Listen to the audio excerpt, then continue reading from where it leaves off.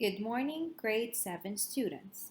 This is Miss Rita, Wednesday, March 11th, 2020, and today's grammar lesson is going to be about the simple present versus present progressive. Our learning objective for this lesson is students will identify how and when to use the simple present versus present progressive. If everyone can go ahead and open up their grammar books to page 110, lesson 4.5. Below, I have listed the simple present verb to be chart. I am, he is, she is, it is, we are, you are, and they are. The pronouns I, he, she, and it are singular pronouns. The pronouns we, you, and they are plural pronouns. But what is the simple present? The simple present expresses a habit or usual activities. It talks about something that repetitively occurs or repetitively happens. For example, Miss Rita teaches us English every day. With that being said, we can identify that Miss Rita teaches her students English on a daily basis. Some common time words for simple present are every day, every month, every year, usually, and sometimes. For more common time words, you can refer to your copybook where I have previously explained the simple present, and we have done a chart with common time words for the simple present. How do we properly use the simple present?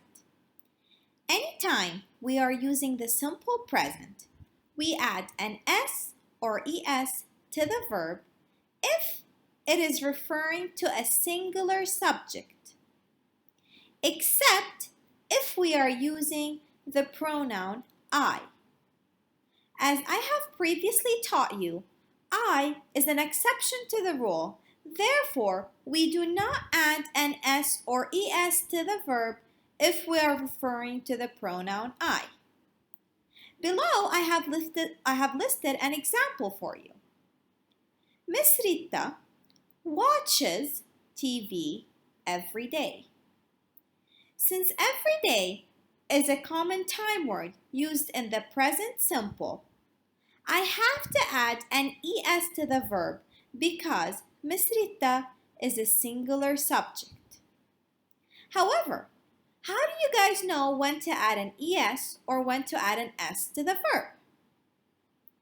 You add an ES to the verb if it ends in the following: CH, SH, double S, S, or V.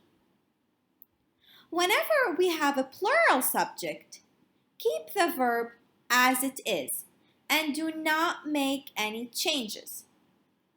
For example, they eat pizza every day. I went ahead and explained how to use the simple present in an affirmative way or a positive way. However, how do we use the simple present in a negative way? Whenever we are using the simple present in a negative way, we must use do or does plus not in order to change an affirmative sentence to a negative sentence. Below, I relisted for you the verb to be. However, with each pronoun, I listed whether we use do or does. With he, she, it, we use does. With the pronouns I, we, you, and they, we use do. For example, Miss Rita does not play soccer. Another way you can state the following sentence is Miss Rita doesn't play soccer. We can contract does and not like I have previously taught you in a lesson before. Another example, using a plural subject, the students do not play soccer. If we were to replace the students with a proper pronoun, we would use they. Therefore, we must use do and not in order to change the sentence to a negative sentence. I need you to understand that whenever we are stating something in a negative way, do not add an S or ES to the verb. Below, I have listed 2 examples for you of how to properly use the simple present in a negative way. A lot of you guys are probably wondering, well, now you know how to use the simple present in an affirmative way, in a negative way. However, how do you use the simple present in a question? Whenever we are asking a question using the simple present, use do or does in the beginning, depending on the subject, followed by the subject and then the verb and the object. For example, does Miss Rita speak English? Because Miss Rita is a singular subject and the pronoun to replace Miss Rita is she, we use does. If you were to refer to the second example I gave you, do the students speak English? Because the students is a plural subject, and if we were to replace it with the pronoun they, we have to use do. Note that just like a negative statement, do not add an S or ES to the verb in a question format. Below, I have listed 2 examples of the correct way and the incorrect way to ask a question. Now that we have finished the present simple, let's move on to the present progressive. On the screen, you can see that I have listed the present progressive verb to be. I am, he is, she is, it is, we are, you are, they are. Once again, the pronouns I, he, she, and it are singular.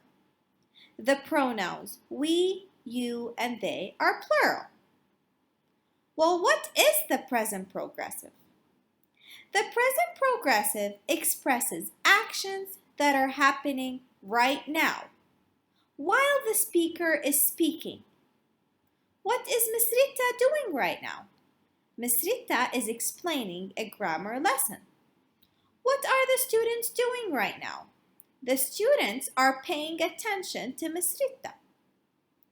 Whenever we are using the present progressive, we use the helping verbs am, is, or are, depending on the subject, and we add an ing to the verb in order to change the sentence to a present progressive. For example, Miss Rita is explaining right now. Because Miss Rita is singular, and if we were to replace the subject Miss Rita with a pronoun, we would replace it with she, I have to use the helping verb is, plus I add an ing to the verb explain, which becomes explaining. Because I have the time clause right now, this refers to an action that's happening at the very moment. Some common time words for the present progressive are now, right now, and today. Great job, 7th grade! You guys have accomplished the lesson present simple versus present progressive. For me to be able to assess your understanding of the lesson, please go ahead and work on the homework Exercise 23, page 111 on your copybooks, answers only. I will have another video posted up with the homework correction with the answers explained thoroughly. Please feel free to contact me with any questions you have. Good luck!